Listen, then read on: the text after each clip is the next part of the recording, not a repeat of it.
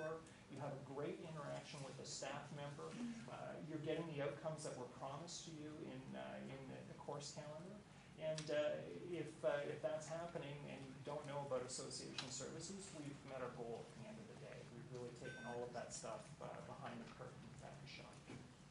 And I guess just finally a comment, when you put together your package here, I mean, you whether or not you've looked at our Rec and Leisure Master Plan, which actually did indicate that there needs to be some communication between Lambton Shores and the YMCA and the Grand Bend Youth Center as a future goal. So I mean that this is certainly fits very nicely with that. And you're looking at servicing a gap in our municipality of this particular age group. So anyway, thank you for coming. Anyone else? Any other questions? I'll allow your question. Oh, Better get the first round of 7.4. Mr. McGuire. For you too, Mr. Roberts. From the Optimum standpoint, do you guys see a better fit as far as fundraising having the Y as a partner? Certainly. It's community awareness, yeah. We're now, it's the Grand Bend Optimist Youth Center, now the YMCA will bring a whole new dynamic to it, really. And we'll be pursuing our fundraising through that. Okay. Deputy Mayor, another follow-up? Yes, Second one. To Brian, if you don't mind. Brian, I'm just wondering if the Optimist has ever paid in excess of $10,000 for the expense budgets in the center in the past. Well, reading the memorandum of understanding, it seems that it is $10,000, but I think what we'll be looking at is determining what the programs are exactly and funding up to $10,000.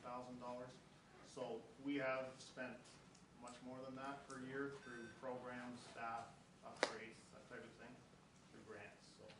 Right, so then if there is a surplus, as a suggested memorandum of understanding, would it not be, since it's a new thing for the municipality, wouldn't the surplus be better to go back to the municipality, since it's a new expenditure for us? I hear your point. One of the things we're struggling with a bit is when we look around at other municipalities, South Huron, Blue Water, the municipality runs a summer camp program through the municipality, and we're unsure of why Lambton Shores doesn't do that, because it's a benefit to the whole community. And we've been struggling with that for years, where we felt as if we are the recreation department through a volunteer organization. So it's really, I guess we're not sure where council sits, and that's why we're here, is to hear, you know, why this council or this municipality isn't similar to surrounding municipalities. If I may add, just the designation for those dollars, any surplus, was to be designated for reinvestment in the center, was the proposal that's in there. Yes. And then just a final thought, if I could, is that it suggests that there are added services that are available, added value through the YMCA, and things like suggest child care and services and day camps and things like that. Would you anticipate any additional revenue coming from those programs as well?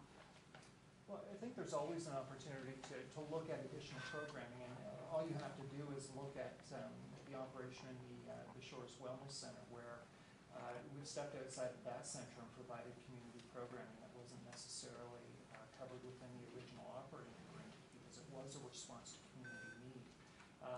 You know, in partnership with the provincial and federal government, we've done youth at risk and employment programming in that community locally, and have expanded our service through children's programming and families as well.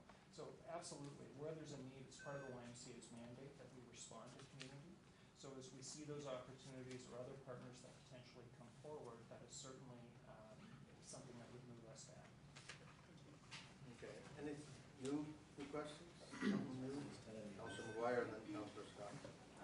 Through you, Sean, just looking here on some of your literature, financial readiness, you talk about municipal local supporters committed to managing annual operational plans and deficits, and then to the next column it says annual plans operating deficits are funded from or by the municipal partner as they exist.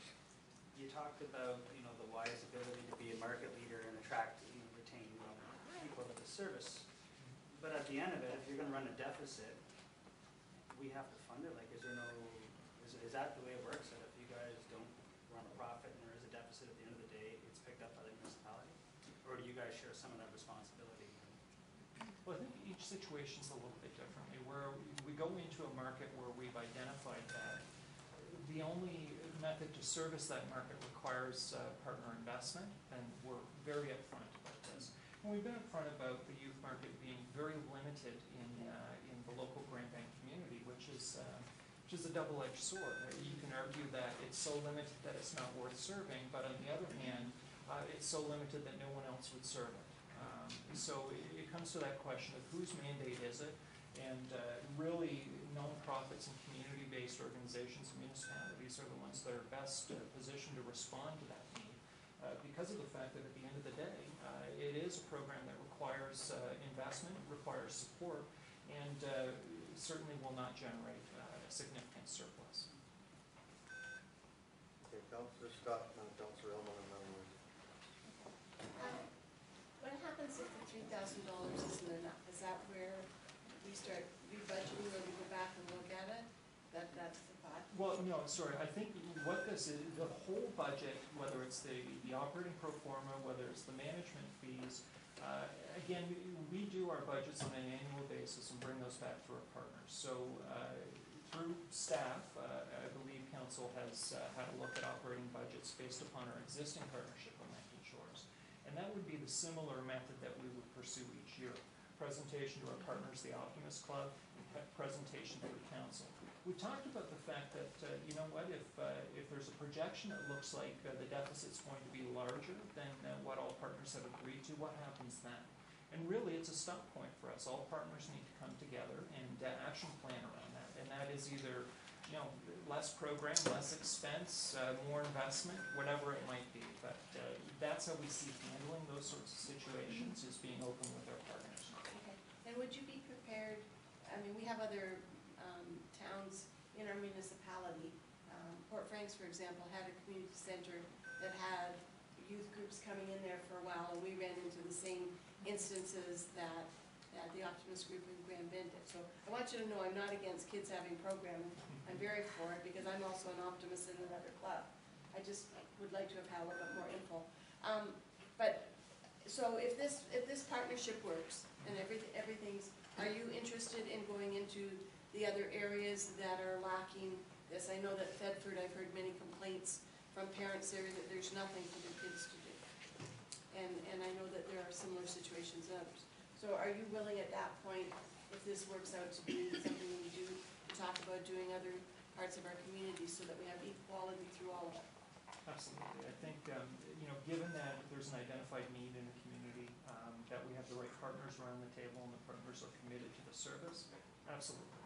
You know, our mandate is to serve more people and provide the opportunity to participate in wide programs to more people. So we certainly would be willing to explore such situations.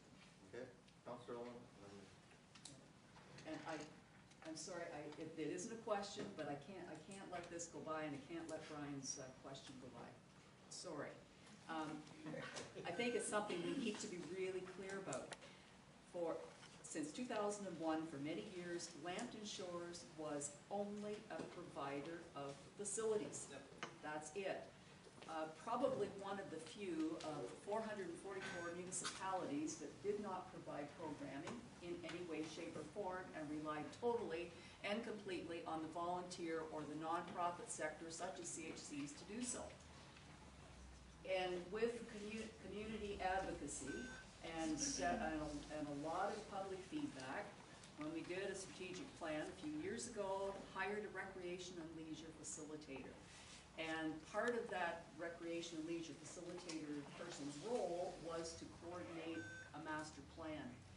And what we heard time and time again is the need to have more coordination and to define what facilitation is. And facilitation on the part of our department, Community Services Department, is trying to facilitate partnerships exactly like this, so that we can provide programming in our community for all age groups everywhere. So the idea that we have something for us. Here's a proposal for Grand Bend with a wonderful community partner, Bedford, Port Franks. Absolutely, these